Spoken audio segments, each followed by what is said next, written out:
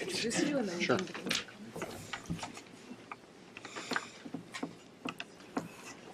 your comments. Well, good morning, everyone. Thank you for coming. Thank you for our briefing. Thank you for coming for our briefing this morning. We're honored to have General Frank Gorenc with us today, who will give us his perspective as Commander of U.S. Air Forces in Europe and Africa, which includes activities spanning 104 countries in Europe, Africa, Asia, and the Middle East. To the general left, just so you know, sits Jerry Wren, who's the Director of Public Affairs and Communications for the U.S. Air Forces in Europe, Air Forces in Africa, and he'll be available during this discussion as well. This briefing will begin with comments from the General, and then we will open it up for questions. As usual, please state your name and organization, and as a reminder, this event is on the record and will be transcribed. And we were going to be connected with our office in Washington. At some point, they might connect with us. They're having some power issues, so just be mindful of that and allow some courtesy to them. But I'm happy to introduce the General, who will share his opening remarks with you, and then we'll have some discussion time. Sir? Okay. Obviously, you know who I am with respect to the job titles. I did want to just provide some context into what I actually do. Maybe that'll help frame your questions. But essentially, I have four major hats, that I wear. So I am the USAFE commander, which means that I am the air component to European Command. European Command is run by General Phil Breedlove. And whenever he requires air power, I would provide it to him, and then I would execute whatever mission he wanted me to do. I'm also the U.S. Air Forces in Africa commander, which means I do essentially the same thing for General Rodriguez, who is an Army combatant commander for Africa Command. And so similarly, if he has air requirements, I provide them and I execute the mission for him. In my NATO hat, I'm the commander of NATO Allied Air Command, and so I am the proponent for air inside of the NATO structure. The good news is my boss is General Phil Breedlove, who is the SACEUR in his NATO role. And then finally, I also have organize, train, and equip responsibilities, and in that role, I answer to General Mark Welsh, who is our Chief of Staff of the Air Force stationed in Washington, and so I basically work with him as the corporation of the Air Force to make sure that we are providing the necessary organization, training, and equipping of our Air Force with the focus on Europe. Fundamentally, between Europe and Africa, the only thing I want to highlight is while they are both combatant commands, they're kind of different in the sense that U.S. Air Forces in Europe actually has assigned forces that are stationed in Europe, whereas in AFRICOM, there are no assigned forces. All of those forces are provided in a rotational way, and we obviously have no permanent bases down there. So I wanted to highlight that kind of distinction because they are fundamentally different in that way. The only other thing I want to provide for you before I open it up to questions is I've been in command since August of 2013, and I just want to kind of give you my view just based on my experience in Europe this time. Interestingly enough, in the beginning of 2014, the biggest thing on the plate, I would argue, was how we were going to transition the mission in Afghanistan from full-up combat operations to the train, advise, and assist mission. And we were talking about that. The discussion was, what's going to be the contributions of the Coalition of the Willing and NATO and all of those kinds of things. We were having deep discussions about that. Of course, the Olympics happened in the early part of 2014. Everything seemed pretty good. And interestingly enough, by April of that year, Crimea, followed quickly by Ukraine, happened. This group, ISIL, Daesh, kind of popped up onto the scene and declared the caliphate, and you know where we are with that. In Africa, nature reared a challenge to us in the form of Ebola. And since then, and obviously we had a response to that, a full government kind of response using all of the levers of power, that everybody knows, diplomacy, information, military, economic. Of course, the military was part of that. And then since then, there's kind of a couple new challenges that have kind of come up that every once in a while get on my radar scope, and that's of course the effect of the migration, that's happening in Europe, and then of course Paris happened, and that kind of insider, threat, I guess, and an attack kind of came up. Of course, in the States we had Chattanooga, we had Anaheim, so all of those things kind of came up. The only reason that I go through all that is I don't know what the future will bring. But when the military is selected to be part of the response, the Air Force and the capabilities that we have inherent to the Air Force are called upon in various forms. And so my goal and my focus is to make sure that before it happens, our forces are trained and ready and able to respond in a very effective way. After it happens, that we are able to deploy and that we are able to execute in a way that best meets the aspirations of the United States, the coalition of the willing, the alliance, or the combination of the alliance and the coalition of the willing. And I think it is important to understand the difference between a coalition and the alliance, because many people don't make that distinction, but there clearly is a distinction, and we do talk about it. And so that's really where I spend all of my time. In the meantime, on the organize, train, and equip issues with corporate Air Force is clearly, we have been downsizing our military. We're getting smaller. Interestingly enough, since the end of the Cold War, where I am at in Europe for assigned forces on almost every category except personnel, we're down in size, physically, 75%. With personnel, it's roughly 60%. And so I think that reflects the reality of the day. But in the meantime, our Air Force continues to make the necessary investments to be able to, when called upon, deliver precise combat power from the air to meet the expectation of not just a combatant commander, but to meet the aspirations of the alliance and the coalition. So with that, that's all I wanted to say as a precursor. I want to spend more time answering any questions you have in any area. And so I'll open it up to all of you. Sure, I'll kind of monitor that. As a reminder, please state your name and organization, and this is being transcribed. We'll start with Robbie. Hi, General. My name is Robert Portas from Selenium Press Agency. Hi. We Good to met see you. a couple of years ago. Yeah. Do you remember, you mentioned migration, right? Yes. As a new crisis. So do you foresee any role of NATO, like NATO Air Force in surveillance maybe, or helping? Well, up to this point, we haven't really had any requests with respect to that. I mean, it's largely viewed, more of as an EU issue. And so I don't know if that will be like that in the future. But in the end, up to this point, it hasn't really affected, my business with respect to being the proponent for air.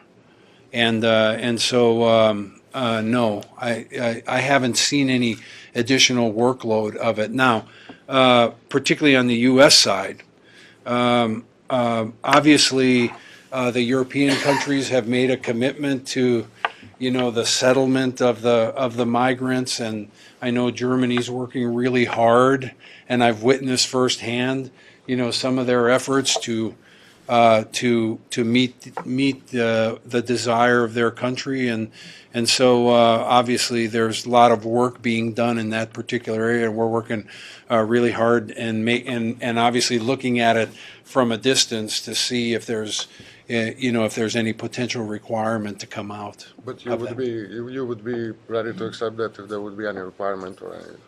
Well, yeah, I mean, obviously, that's not a decision for me to take. That would obviously have to be a decision, that is fully fleshed out with a NAC, and that's kind of the way NATO works. The good news about NATO is you need consensus. The bad news is you need consensus. That's a standard double-edged sword with respect to NATO. So they haven't leaned in that direction, but obviously, should we be tasked, anything that air can provide, we would obviously work hard to make sure that we met any requirement. Evgeny Maslov, Russian TV International.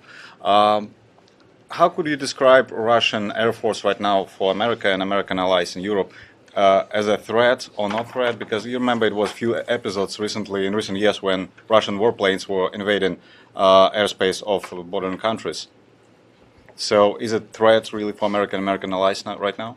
I wouldn't describe it as a threat. I mean, clearly, there's two facets to this. As the NATO commander, I have the responsibility, and I am, responsible to execute the command and control for NATO air policing effort. In the north, in the center, in the south, we have an entire structure, that does that. And of course, oftentimes we meet, particularly in international airspace. I will take the time to say it's very rare that there's a violation of NATO airspace. Usually where we meet is in international airspace because for whatever reason, the Russian Air Force chooses not to fly in ICAO standards. And, there are both issues of safety, air safety, over the Baltics or wherever that would require us to go out there to see what's actually out there. And so there's that aspect.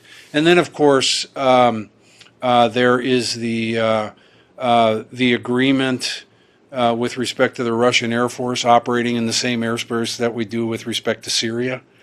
I mean, Russia elected to go out of area and establish an operation there. And, the most important thing that we can do is make sure we have a memorandum of understanding to make sure that we're able, to deconflict and not put ourselves in a situation that that would be not advantageous to either Russia or the coalition of 65 countries that are operating in that particular area. So I choose not to use it as threat. I just choose it to make sure that clearly for now the Russians have different interests in particular areas where there's common interests. Obviously, there has to be an understanding, particularly when you're operating in the same airspace. But I would describe it more of as a deconfliction versus a kind of an adversarial relationship. Thank you. Thank you. Kahraman Halisali, the Chief International College Broadcaster, PRC. As a follow-up to my colleague's question, there were few violations by the Russians in Turkey and NATO airspace, and as if I'm not wrong, there have been some in the Baltics as well. Even British airspace was violated a few times in the last few years. What do you do to kind of discourage the Russians to keep violating the NATO airspace? And also, do you train or instruct or help some of the air forces in the region, like Ukraine, Georgia, and some of other nations that have been affected by Russian expansion or aggression? Well, I mean, I want to correct you about, Russian violations of airspace. I'm not aware of the incident in the UK that you're talking about. As I mentioned in the pre-discussion, it's very rare where that happens. Obviously, in the South, there was a pretty big incident where there was a discussion about violations of Russian airspace, of Turkish airspace, and of course, at that time, the Turks, decided to act on that, and so, but for us, inside the NATO construct, what we do is we remain vigilant. We have a very high readiness level with respect to responding to potential intrusions of airspace, and we often, execute alpha scrambles to respond to all of that. Of course, Turkey is a full participant, in NATO air policing effort. All of the aviators that take off with clear instructions that are in full, agreement of all of the NATO members. This has been a long-standing effort, and so that's kind of what we do. I mean, there's that whole structure is designed to make sure that everybody understands that intrusions into NATO airspace, will not be tolerated. When they are, we execute in accordance with our rules of engagement, and then we follow on with diplomatic efforts to make it clear that we intend to continue to be vigilant with our airspace, NATO airspace. Within that context, how do you see Turkey's acting on it? Well, I think the Turkish part of this is, and let me be clear, while we do have a NATO air policing effort, all of the activity on the south has really been a Turkish response to the protection of their own airspace. That whole incident had nothing to do with NATO. That was the Turks responding to what they said was a violation of their airspace. And so from my point of view as a NATO commander and a U.S. commander, every country has a right to defend itself. And in that case, the Turks were acting under their own national, authority. So. We will start with Martin, and then we'll go to Igor. Yep. Martin Burkhardt, Danish newspaper Information. I have two questions. Sure. And the reason is that if you can't answer the first, maybe you can answer the second. Okay. And the first one is about ISIL. Yes. And there's been some reports out that the U.S. Air Force is very careful in not hitting civilian targets within Syria and Iraq. And that, in a certain sense, the consequence is that the Russians, which apparently do not have the same kind of cautionary attitude, is more effective in bombing their targets than the United States is. Is that a correct assessment? Give me the second question. No, I want to know it. Oh, Well, I can react to your first part of the question. I mean, let me. There's a larger picture with respect to the application of air power. One of the things that we have done very, very well, and really since the first Gulf War, is the United States Air Force has made a major commitment to stealth and a major commitment to the ability to deliver precision-guided munitions. And in a sense, I see that as an effort to replace mass. Instead of so we've replaced mass with precision.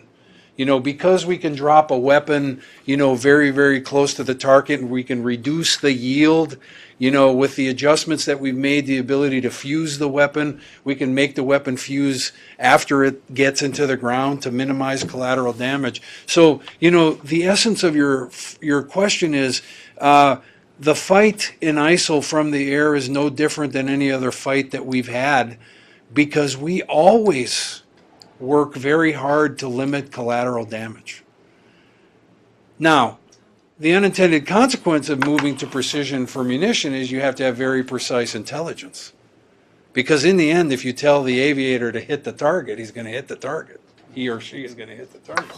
So, that is the essence of 21st century delivery of combat power from the air. Precision matters because it allows you to reach the objective with the minimum loss of life. And so our commitment to do that in Syria is just another extension of what we've been doing. In the first Gulf War, 97% of the munitions were dumb.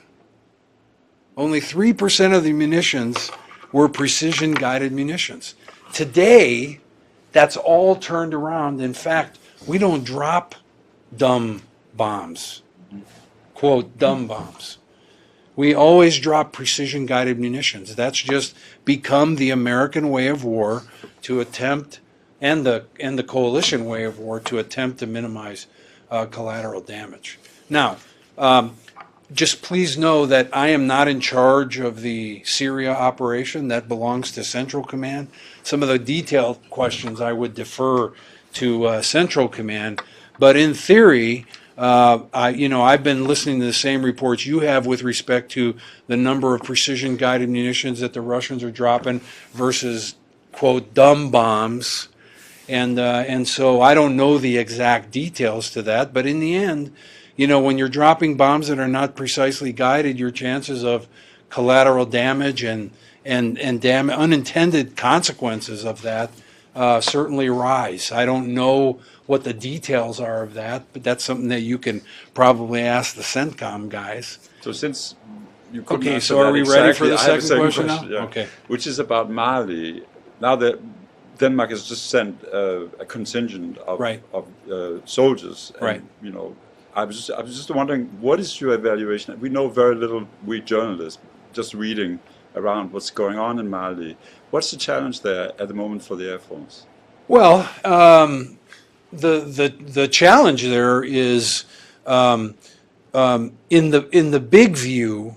There are places in Africa that that have become hotbeds for the movement of extremists. In the east there's Al-Shabaab. In the north, there's VEOs up there. Of course, Libya and the ISIS movement into there. You got Boko Haram. Of course, you've had the piracy problem on the Horn, and now the piracy problem in the Gulf of Guinea.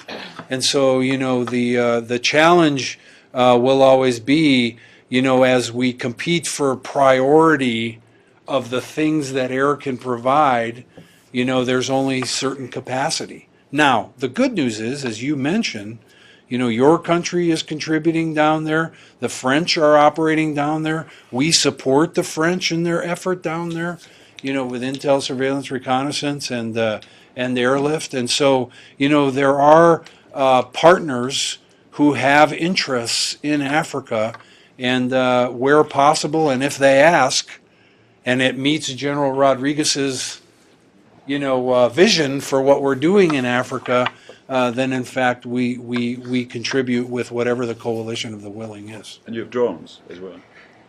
Well, I'm not going to get into detail with that, but while we do say that, the only thing I'll ask you for your consideration is don't call them drones. What should we call them? Remotely piloted aircraft. That's a long word for journalists. It's too long for journalists. We don't have space for that. You're absolutely. All I can say is the problem with the word drones is it implies somehow that there's not any kind of human interaction with that equipment. And I can tell you right now that the amount of human input into the remotely piloted enterprise is unbelievably large. And so, that's why I always have a reaction as an airman to that particular word, because it implies that, we sit around and we launch those things and they come back and, there's absolutely no human interaction. It's incredibly human intensive. It requires lots of thought. In many cases, it requires lots of thinking, even beyond manned flight. And it extends into a lot more manpower than you would even for manned flight. The communications requirements, the processing, exploitation, and dissemination of the information, that comes from it, the development of the requirements. It's fundamentally changed our Air Force over the years. So, anyways, you can say whatever you want. I just always have that reaction, to be perfectly honest. General, could you possibly give me the idea how effective is that memo of the code of conduct between the U.S. and Russian Air Force in Syria? Has it helped avoid some sort of friction, confrontation, or whatever. What's your take? And is there any communication? I mean, either constant or maybe intermittent communication between the two sides in Syria? Yeah, I think that the memorandum of understanding, has been effective in the sense that it deconflicts our actions. I'm not aware of any constant communication. Clearly, there doesn't seem to be any kind of, integration of efforts. And so I guess I'll leave it at that. As a deconfliction tool to make sure there's not a mistake, that happens when the two air forces meet, I think it's been effective. There was some talk about the direct line of communication between the Russians in Syria and, let's say, Israel. And there was, at least at the very beginning of this situation, there was some talk about the direct communication with the U.S. side. So right now there is no constant communication. I'm not aware of any. I personally am not aware of any. I'm not saying that there isn't. I just don't know for sure. That's another question. It's probably better suited for CENTCOM. Yeah. I think they have that answer, but I'm not aware of it. So. Morton. I'm Morten Bertelsen from Norway's Business Daily. A question about Syria. So can you talk to the effectiveness of the campaign and whether it should be combined with some kind of boots on the ground from your perspective? Well, I mean, again, this is really not a decision for me to take. In the end, when all this started, there was a clear desire to use the air element, versus, a more joint approach. And, I think that from my point of view, that given the resources, given the rules of engagement, given the ambition for the effort, with the recognition that, they're not American boots on the ground. They're certainly, the Iraqis and there are other elements on the ground. But I would only say that I think given all of that, the air portion of the work has given certainly some decision space. It's clearly changed the behavior of Daesh on the ground, and so to that extent, it's I think it's made them more difficult to accomplish the things that they want to do and to hold the territory that they want to hold. And so I think in that sense, you can be the judge of whether or not it was, quote, effective. The bottom line is that was the part of the military lever of power that was used. We've been executing in accordance, with the rules, and it's certainly brought some decision space to the objectives. And of course, all along, the other 65 partners in that effort, have either contributed in Syria or they contributed in Iraq. But, overall, bringing that kind of coalition together and operate in an effective way, I think is quite an achievement. Maria Šajkaš, Belgrade-based Novi magazine. If we can go back to Europe, to the Balkans, please. Sure. So how relevant is Balkan today, especially how you assess the situation in Bosnia, where NATO still has some troops, if I'm not mistaken, then Montenegro, which is supposed to be on a track to become a full member NATO. However, there were protests and country seems to divide about that particular issue. And then, of course, what's going on with Serbia? How do you assess current political situation in Serbia, especially given the fact that there is a strong sense that the country is now somewhere in between Russia and Western Europe and America? I don't have a lot to say about that. Of course, KFOR, continues. Obviously, that's been a great source of stability, and security for a long time. I think that the accession, the decision on Montenegro was one that's been a long time in the works, and there's a very extensive program with respect to accession into NATO, and I know just recently they came up, with a solution for that. Clearly, the events lately have maybe focused a little bit on, on that particular area. But, from my point of view and the work that I do in that area, all seems to be going well, although, like you mentioned, inherent to your question, was there seems to be some concerns within the countries with respect to NATO, but I'm confident that, that in the end, on the political side, the leadership of those countries will bring their country into whatever they want, whatever the people want to do.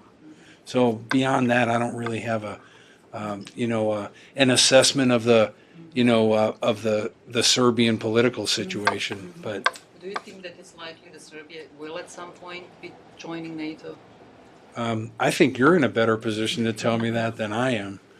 Yeah, I mean, there's a process, and for all the history of NATO, there's been a process, for accession. It's historical, and obviously, that process will continue. But in the end, nobody joins NATO if they don't want to. Fundamentally. So that's a path that they choose, and obviously they have to accommodate the people's needs and desires.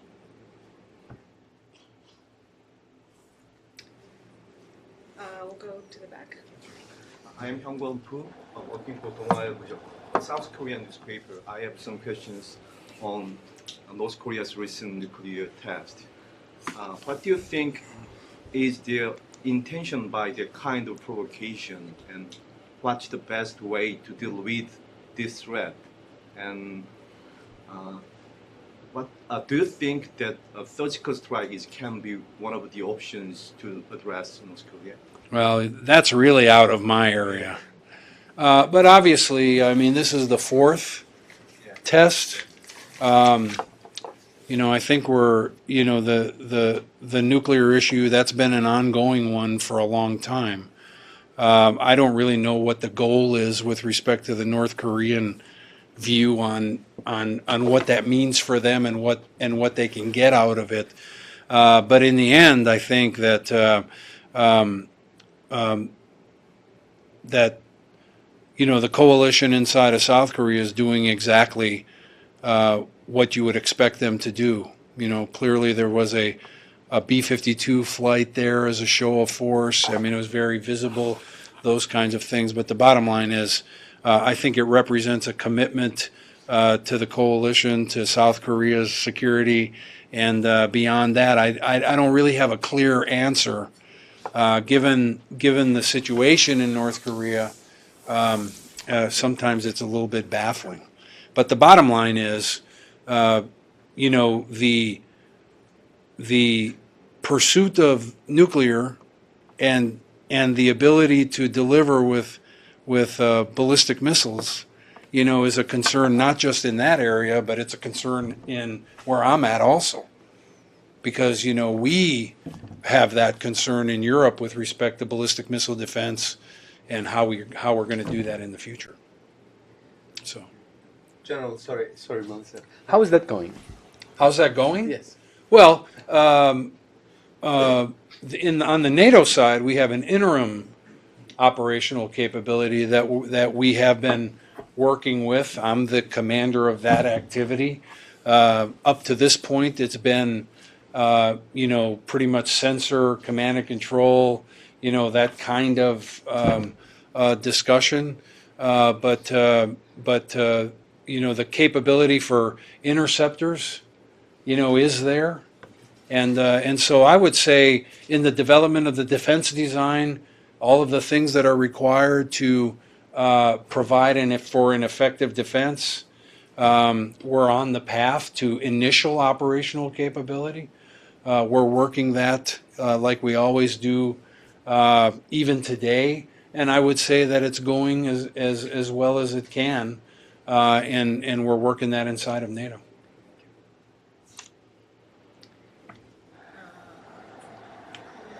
Good morning. My name is Carlos Guillen. I work for NTN24, which is a Latin American TV station.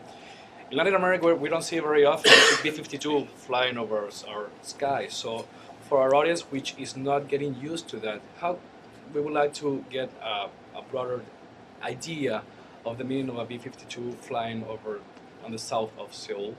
Yeah. Well, I just think it's a representation of partnership. I think it's done to assure our partners. Of course, I think bombers in particularly represent the ability to go long range. And so in the end, it's just another mechanism to display resolve, particularly inside of a coalition, to any kind of challenge that is bubbling up, and so it reflects commitment, and it reflects capability, and it reflects willingness, and that's really what deterrence is. Deterrence is essentially three things: capability, capacity, and willingness. And so that's what the military arm of those levers of power actually inform. That might not have so much to do with NATO, but there's been a huge debate here in the United States about women in the military serving in all the branches, in all combat roles. How's been your experience in the Air Force, and what's your personal opinion about that? Well, I think after the reform, the Air Force, prior to the WISR, Women in Service Review, I think it is, or anyways, we had very few jobs, we call them AFSCs, that were not open to women. And in the end, women and all of our airmen have been making a great contribution to the mission. The only thing that we require is that, that the standards are met and everybody can do the job that they're supposed to do. After the review, we've opened up all AFSCs to women, and for me, it's a thing of the past. Let's move on. Let's talk about how we're going to get combat power to wherever it needs to be. And up to this point, there's absolutely no reason to believe that a woman can't do anything that any other airman is doing. I mean, the United States Air Force, our view of it is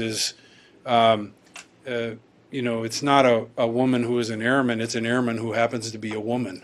That's kind of the way we look at it. We look for opportunities to create an environment where all of those airmen can grow and work up the system to reach future leadership positions and bring all of the good things that diversity brings to the organization. I'm sorry. So, Alexei Osipov from Russia, Komsomolskaya Pravda, and United States Air Force, like in Russia, is the main vendor of a potential astronaut to NASA. Could you give some few words about your present cooperation with NASA? Do you have any kind of the cooperation? Maybe it's a time of the Concord, because in Russia we already have the unit in the military of defense, kind of the military space facility, something like this. Yeah, I mean, the only thing I'll say about that, we don't get involved with that at all. Right. So, with respect to space and astronauts, that's really done by a civilian agency. And so I don't really have a comment on that beyond, hey, that's one of the places where Russia and the United States have a common view. And those efforts have been good so far, I think. But beyond that, I don't really have a specific comment.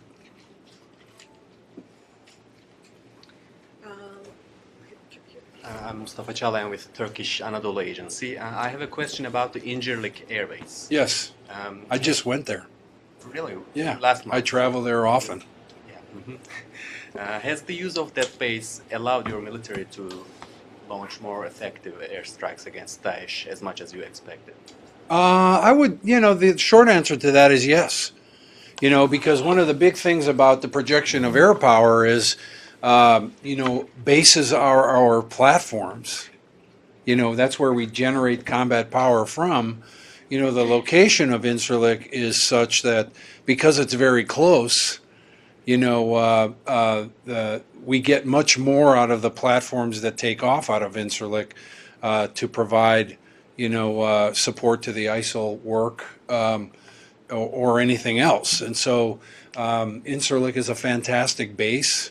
It's been around for a long time. When I was a captain, I used to go to Incirlik to do training there. And so, the fact that, the Turks have allowed not only us, but other, alliance members to use the base, I think was a great way forward. And because you gave us that access, it showed that Turkey was very interested in combating ISIL along with the rest of the 65 coalition partners. And so the answer is anytime I can get closer, it makes the combat power that I have much more effective, because strictly just for range and less tankers are required, and when the aviators go there, they're ready to do their business. I mean, I think Incirlik's like 75 miles away from the border.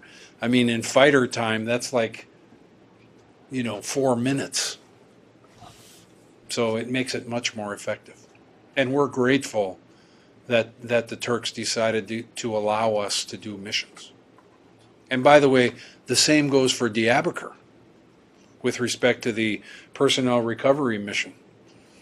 Given some of the horrendous video coming out of ISIS, that personnel recovery is very, very important for the effectiveness of the operation. It's always interesting to know opinion of the professional. How would you describe, from what you know, Russian Air Force right now? Are they up to date? Are they strategically up to date, and so on? Well, my analysis, it's a simple analysis. Clearly since 2007, which was really the Georgia campaign that was done there, the Russians have spent a lot of money on capability. They've brought on a lot of new equipment. They've brought on some capability that is clearly becoming very close to the capability that we have.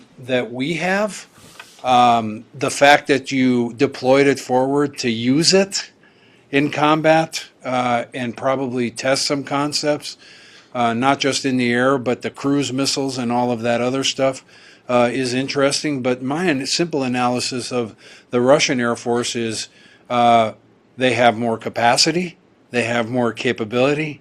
You've clearly demonstrated a will to use it. And so in the end, my focus on that is to make sure that that we maintain our edge. And that's what we're committed to. Time for one or two more, and I'm going to finish up. 2 questions, if I may. The words that we shouldn't use, drones. Could you talk about the... Well, you can use whatever words you want. I just want to make sure that people understand, the amount of human interaction in that enterprise. Just curious to hear your views on the future of the Air Force in light of drones. You can obviously deploy drones much more cheaply and with less casualties than employing traditional fighters. Could you speak up? I must asking about drones and the future of the Air Force in light of the use of drones. And the second question is related to NATO and its new General Secretary, Mr. Stoltenberg from Norway. If you could say a few words about your dealings with him. I don't have dealings with him directly. Right. But I'm very comfortable, with his leadership, and I know exactly what to do as his air proponent through General Breedlove. But your question on remotely piloted aircraft, the United States Air Force, along with our other services and all of our allies who work in the air, I'm a complete advocate of bringing on any technology that allows us to better deliver combat power from the air. So my answer to your question is remotely piloted aircraft have brought something to the fight that was never present before they were there, and that's persistence. And the coalitions and the alliances have become accustomed to that persistence.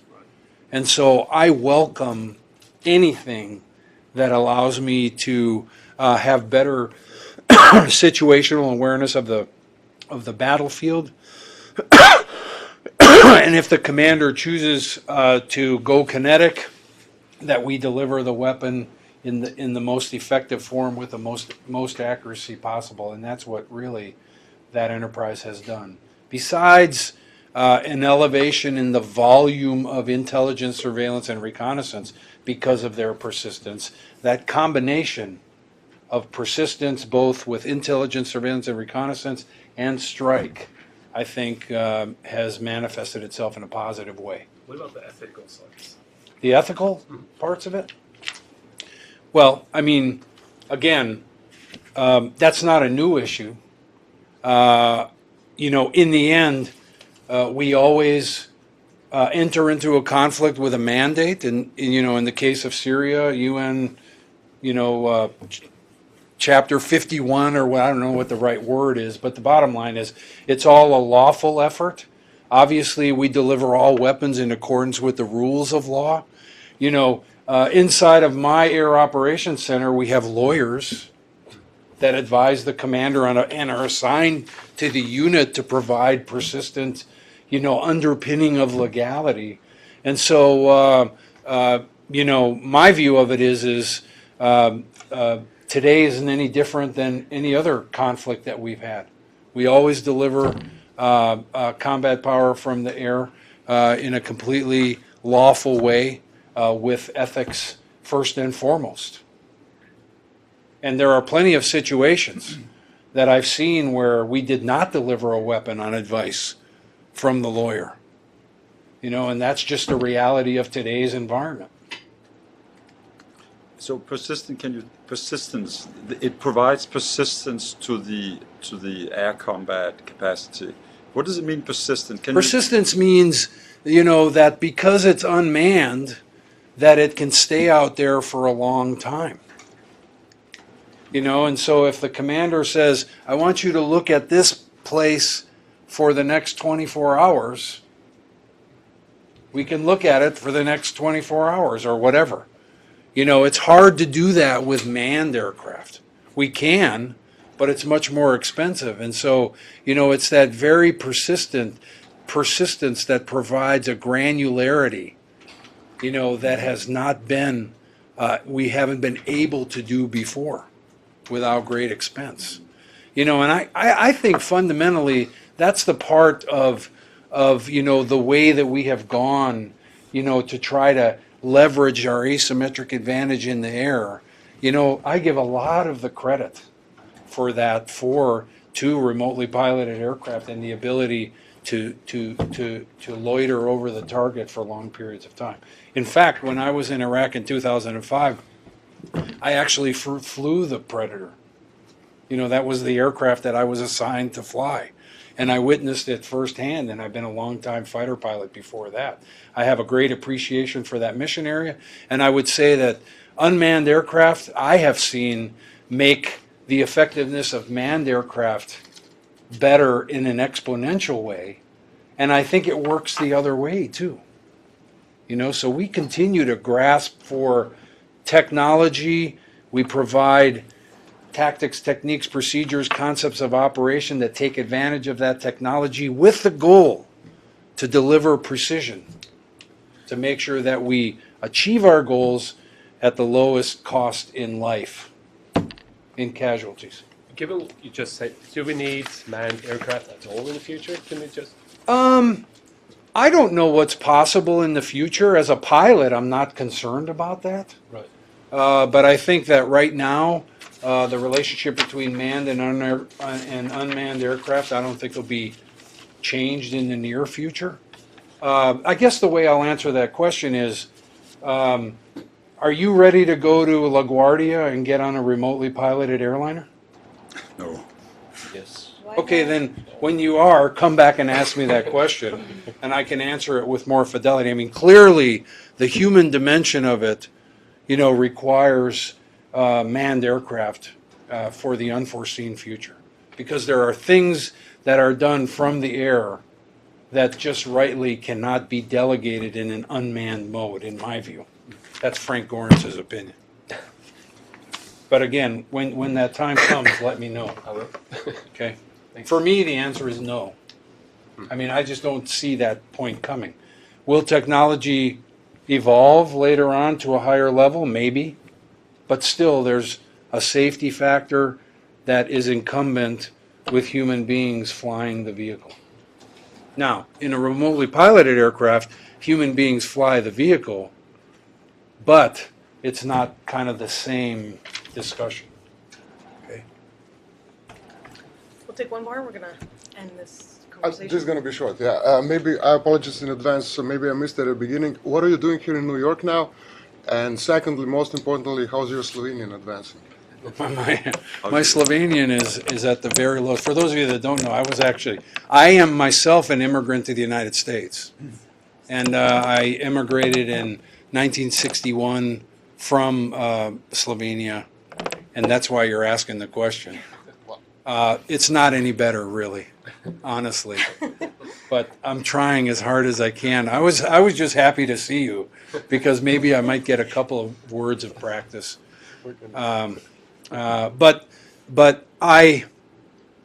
I'm here because I'm on my way to Nellis Air Force Base, where we're having a conference on weapons and tactics that we do. I decided to stop in New York because all of you are in New York, and I hope to be able to describe some of the things that we're doing in Europe to support the mission and to make myself available to all of you, just to let you know what it is we're doing and why we're doing it. And so I hope it helped, and I wish you all the best. And so thank you very much for the Yes, opportunity sir. to be here. That's a great place to end. So thank you all for coming. Thank you. We will provide a transcript as soon as that's done. Thank you. When will you provide the transcript?